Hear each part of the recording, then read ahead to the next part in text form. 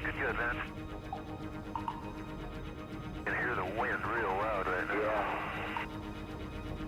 At the end of a 3 million-mile journey, the space shuttle is coming home. GPUs are looking good, man. The commander has to make a perfect landing now. He has no engines to take him around again. Boy, that. Boy, I tell you, that's a good one. Yeah, looking good. Okay. Right. Okay, got him. On we go. Guys on, got him late. 400. 300 out. Gears coming. 100, 255. 50 feet at 240. 30 feet at 235. 20 feet at 225. 10 feet at 220. 8 feet at 250. 5 feet at 210. 2 feet at 200. 1 foot. Touchdown. 195. 170. 165. 160. 150. 90 at 5. 70 at 5. 50 knots. 5 deceleration. 30 at 5. Here, in the middle of a Florida wildlife refuge, the shuttles land. 20 knots. They are serviced and are launched again. Okay, Houston, wheels are stopped. Way to go, boys. Magnificent. This is Kennedy Space Center, America's spaceport.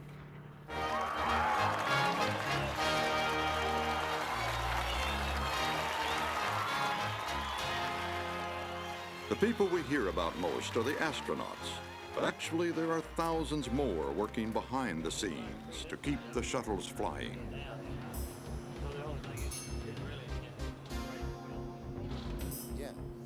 They inspect and maintain the more than 30,000 tiles that protect the orbiter from the heat of re-entry.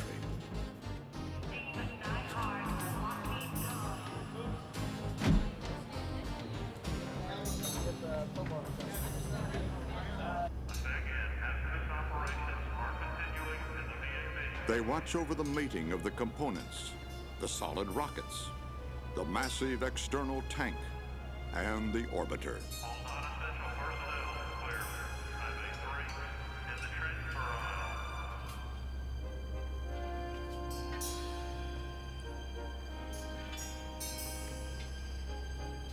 2 weeks to launch, the shuttle rolls out to the pad.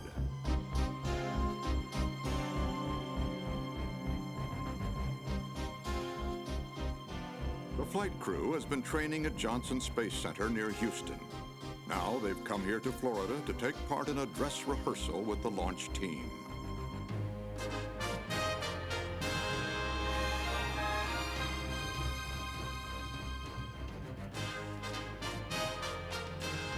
In preparation for a potential emergency, they practice rapid egress from the orbiter and the possible use of an escape basket.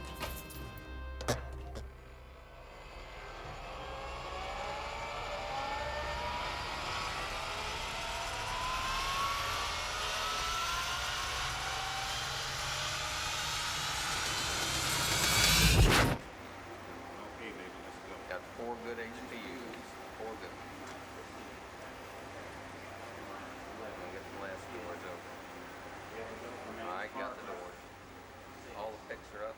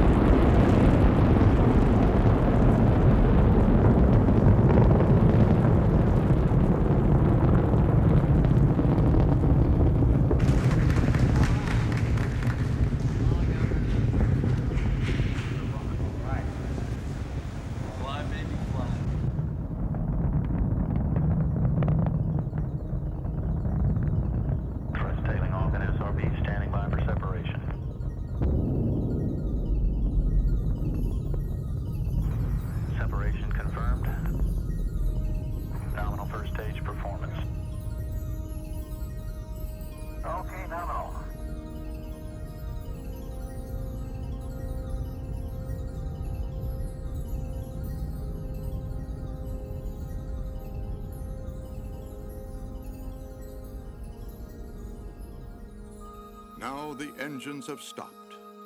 We are in space, 280 miles up. At last, we can see our magnificent Earth in all its splendor.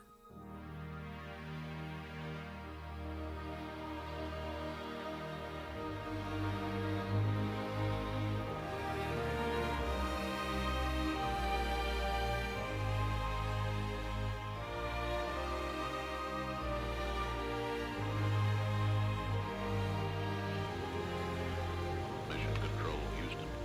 Challenger crossing the coast of Baja California.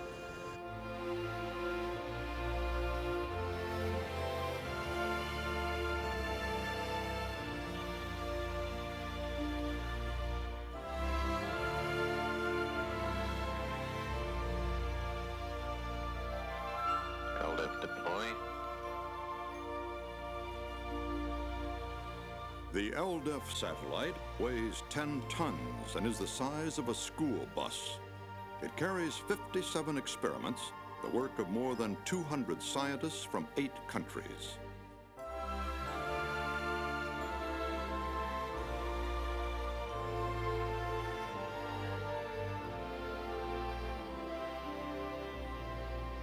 LDEF will stay up here for more than a year, exposing various materials to the vacuum of space.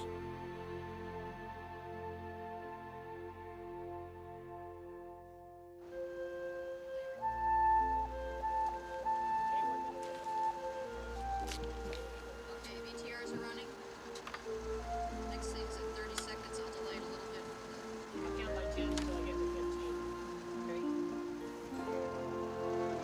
40 seconds. Don't forget free traffic light.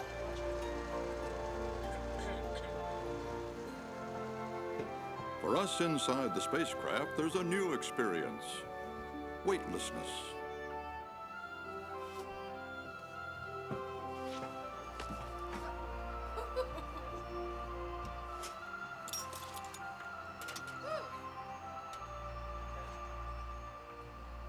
A typical crew consists of 5 to 7 people.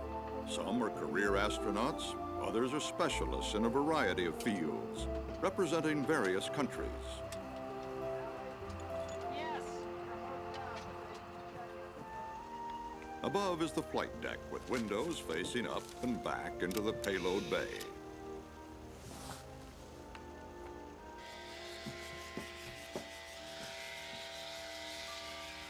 Below, the mid-deck functions as living room, dining room, bedroom, workshop, and study.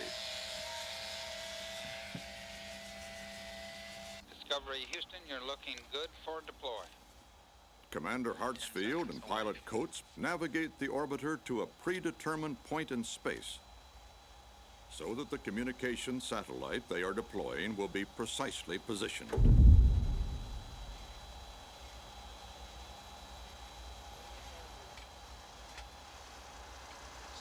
look at that. That's a big number, isn't it? Look at that. Get some shots of that. Synchron's deployed, Houston.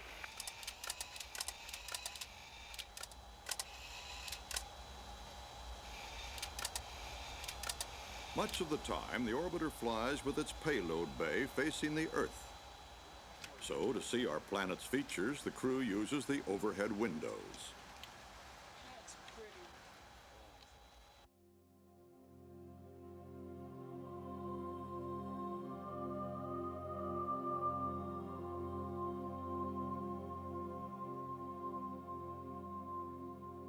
As we cross the Alps into Italy, Genoa is on the left, home of Christopher Columbus.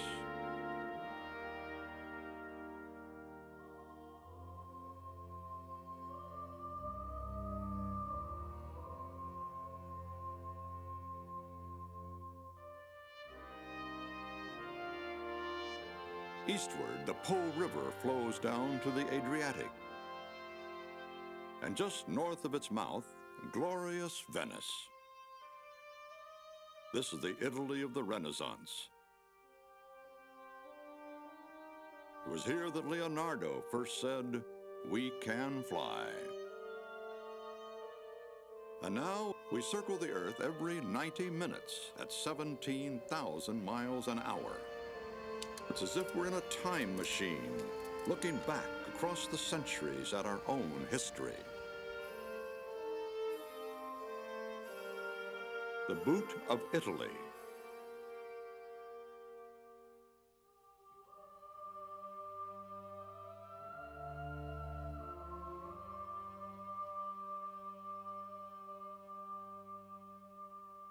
Islands of the Mediterranean, of Homer's Odyssey.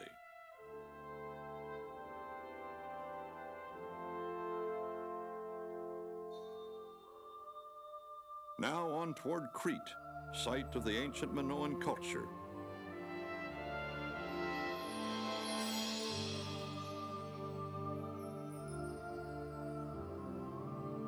The great city of Alexandria, once the world's center of learning. Beyond it, the lush delta of the river Nile, spreading down to the Mediterranean from Cairo.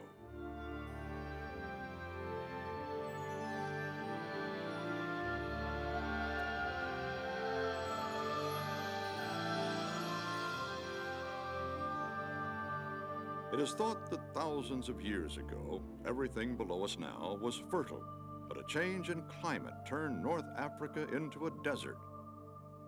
What will future climatic changes do to our Earth and to us? Okay, we're still looking for a deployment plan for that mile and a half. Okay, how's that? In search of the answer, I like Sally it. Ride deploys a satellite called Herbs. That's a pretty spacecraft. Challenger Houston, your go for release. Okay, we'll put it in work. Herbs will help us to know whether there will be more sandstorms in our future, or blizzards, or hurricanes, like Josephine, 500 miles in diameter and packing winds of 90 miles an hour. Enormous area. I mean, you're only seeing like not even half of it right here. There's a lot. the eye of the storm. Right. The east coast of the U.S. is off here.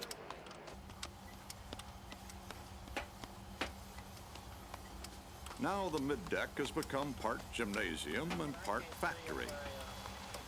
While Steve Hawley exercises, Charlie Walker operates a compact laboratory on the far bulkhead. This is a commercial venture. Its object to develop new kinds of medicines that can only be made in zero gravity. 10 seconds. 9, 8, 7, 6, 5. 4, got an arm. 3, 2, 1. Fire. There she goes. Boy, free arm is off. Okay. Next one is an ankle. Okay, that's the PID code failed. Okay. And I'm going to close the sun shield, everybody. Okay, I'm watching it on And the... Houston Discovery, I got The communications satellite is deployed by Judy Resnick and photographed by Mike Mullane. That's something. Hey, deploy was on time. Third attitude. Discovery Houston, good news, Steve. We're watching it and a lot of smiles down here. Yeah, there's a lot of them up here, too. The crew eats and sleeps pretty much according to the same schedule as on Earth. Back in the early days of space, we sometimes heard complaints about the food, which was mostly squeezed out of toothpaste tubes. Now the crews get to eat what they want. Steak, strawberries, shrimp cocktail.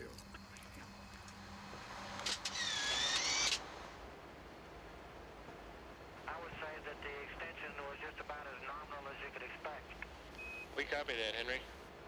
On this flight, we have extended an experimental solar array. And it is not budging one iota. It is solid as a rock. And we're about ready to retract now. Holding smoothly. In the future, such a device may tap the sun's energy to help power the space station. Oh, it's got a little wiggle at it. Look at that. The leaves are so thin and the mast so ingeniously contrived that the 100-foot-high structure folds into a box 7 inches deep.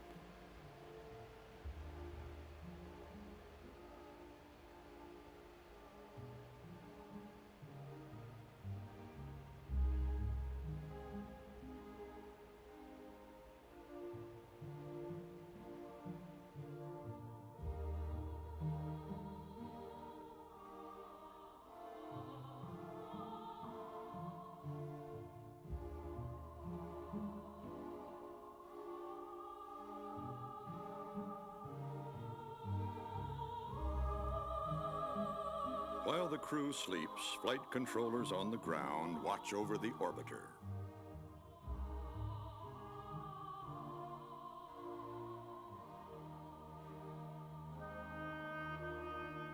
The Hawaiian Islands.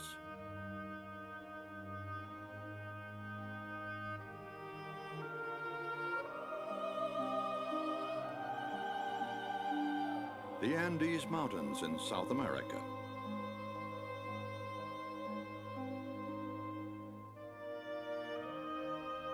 Cape Canaveral and Kennedy Space Center, our home port.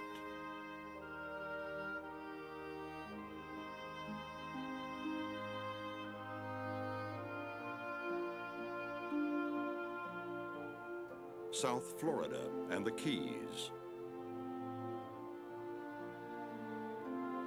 The deep blue of the Gulf Stream, and the turquoise reefs of the Bahamas.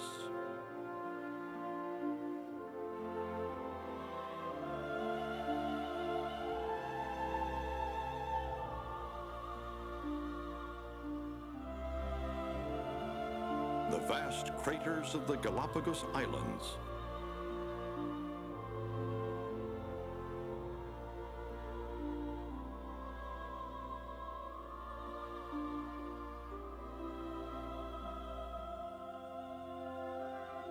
An orbital sunrise.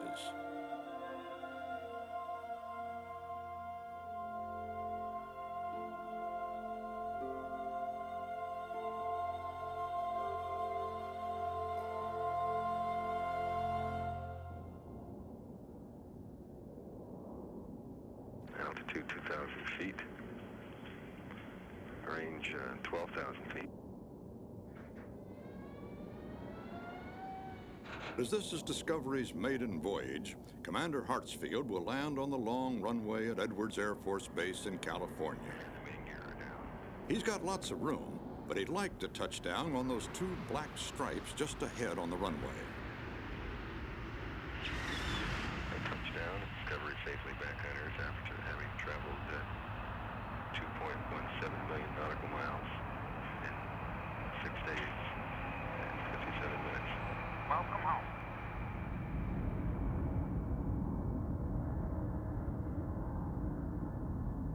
Discovery rides back to Florida atop NASA's 747. With 4 orbiters in the fleet, new astronauts are needed. Thousands of candidates apply.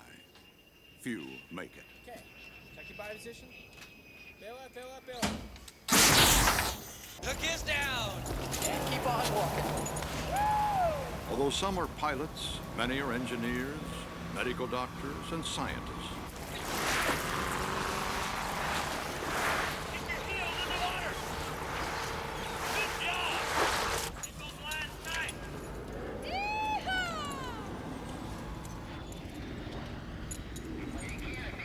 Release! Okay, bring it on down, please. Keep your eyes on the horizon. Put your elbows in tight. There you go. All right, elbows in. Once selected, the new astronaut develops specific skills leading to an eventual flight assignment. Then, training for that mission begins.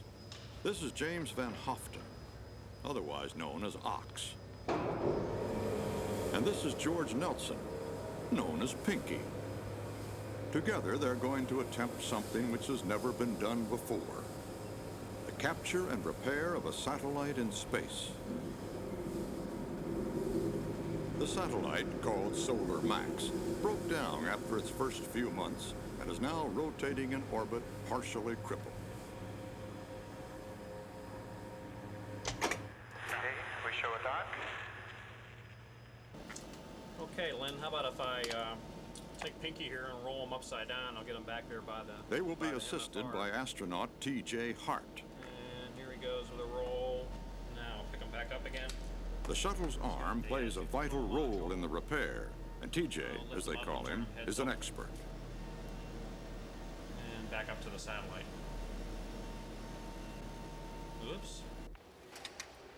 An astronaut fully dressed in a spacesuit, weighs close to 400 pounds. In space, he'll weigh nothing at all.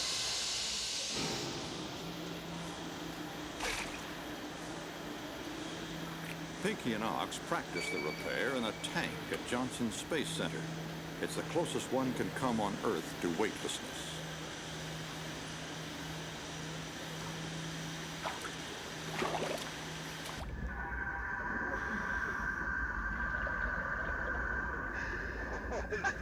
This must be space. Was that great? Houston, Challenger, you're on unreachable. Big echo, big echo.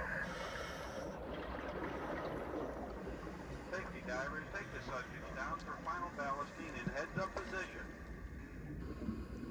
Sam, come on, bring the pressure down if you want. Okay, and I'm about ready to jump out of foot restraints here and do a check flight. On Pinky's back is a mock-up of the Manned Maneuvering Unit, a one-man spacecraft that will propel him away from the shuttle and over to the ailing satellite.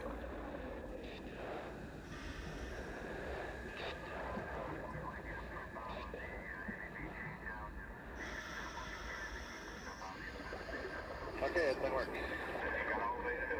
I know. I'll get it, I promise.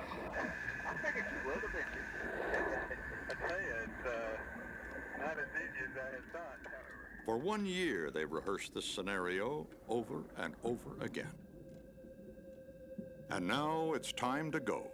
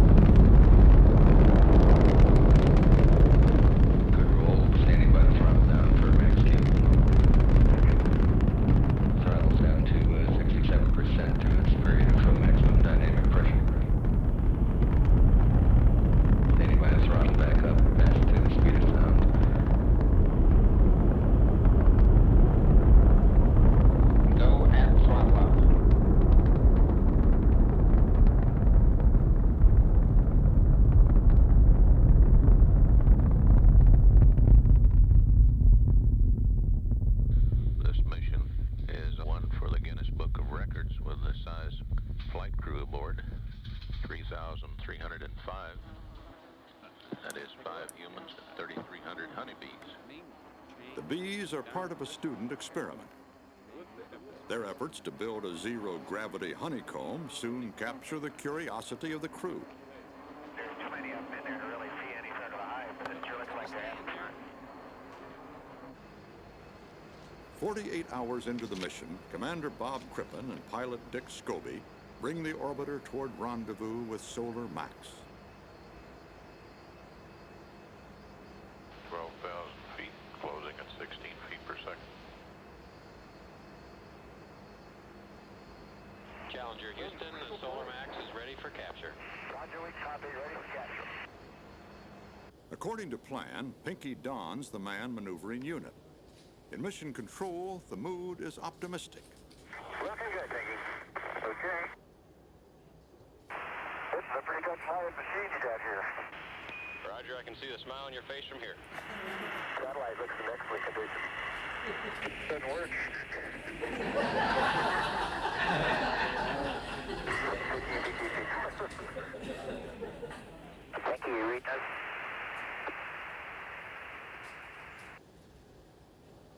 Buddy, I don't know if he's docked yet or not. The Jaws didn't fire. EVA, Jaws didn't fire. Do you have a... They did again, it didn't fire again. Okay, didn't fire again. Apparently the trunnion pin adapter did not latch properly. No joy there. The orbiter backs away. To make matters worse, the satellite is now tumbling and losing power. Throughout the night, the flight team concentrates on finding a solution.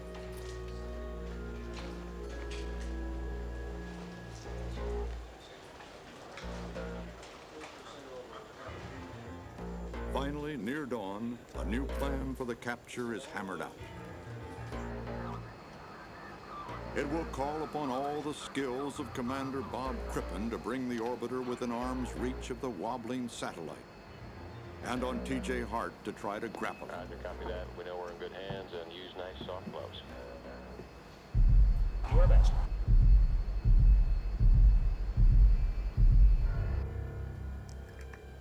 This is Mission Control, Houston. Loss of signal at the tracking satellite. Crippen's maneuvering fuel is nearing the red line. Running low, there are serious doubts that the operation is possible at all. The remote manipulator arm was in motion at the time of loss of signal, so hopefully in reacquisition we should have confirmation of whether the first grapple attempt was indeed successful.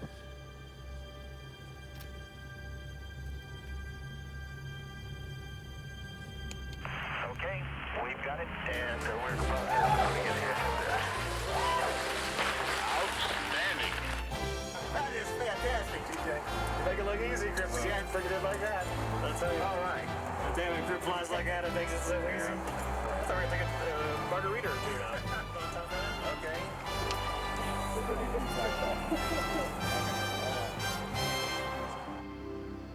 Solar Max, now safe in the cargo bay, is rotated into position for repair.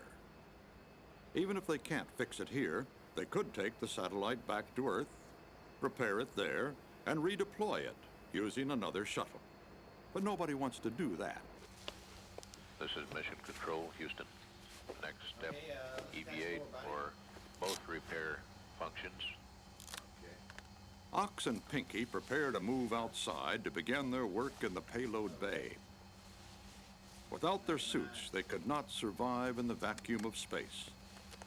The suits provide protection, warmth, and oxygen, and will keep them alive for up to 8.5 hours.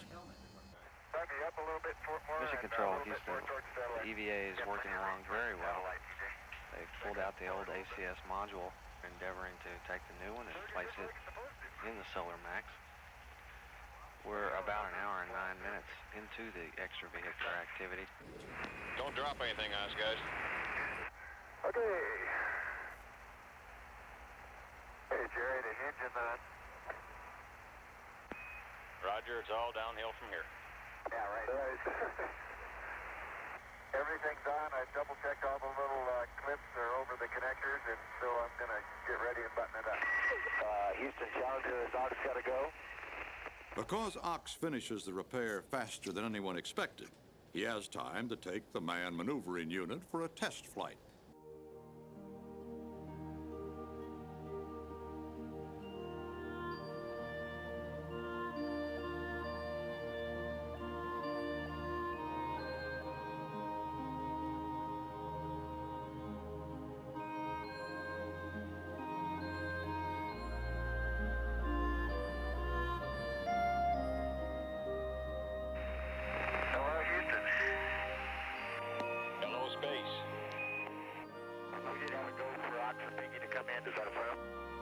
That's affirmed. It's time for Jimbo and Pinky to come in and get their hands washed for supper. Sounds like a winner. We got steaks on tonight.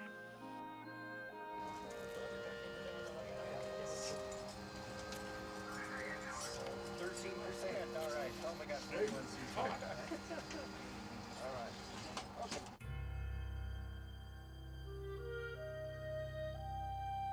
Now, Solar Max's circuits are checked out, and the Goddard engineers make certain that it works perfectly. TJ holds it facing the sun until its batteries are recharged, and then gently he returns it to orbit.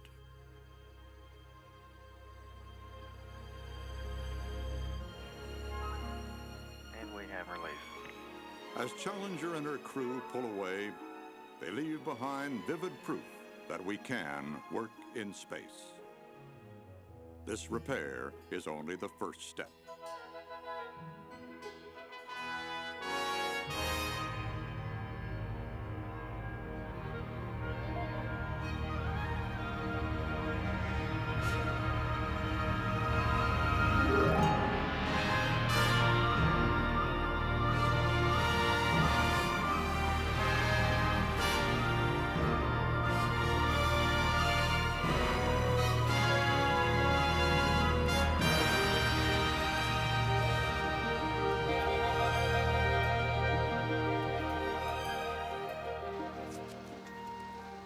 Already people like you and me are beginning to travel into space. Some of our children will live in space, and their children may even be born there. Soon we will use the shuttle to build a space station in permanent orbit, operated by international crews. Pilot John McBride is preparing David Liestma and Kathy Sullivan for an EVA. Kathy will be the first American woman to walk in space.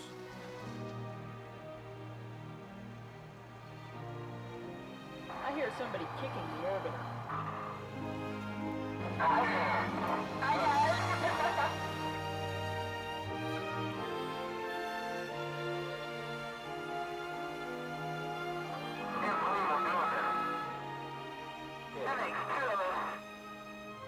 Floating free, we look back at the majestic panorama of Earth, our home.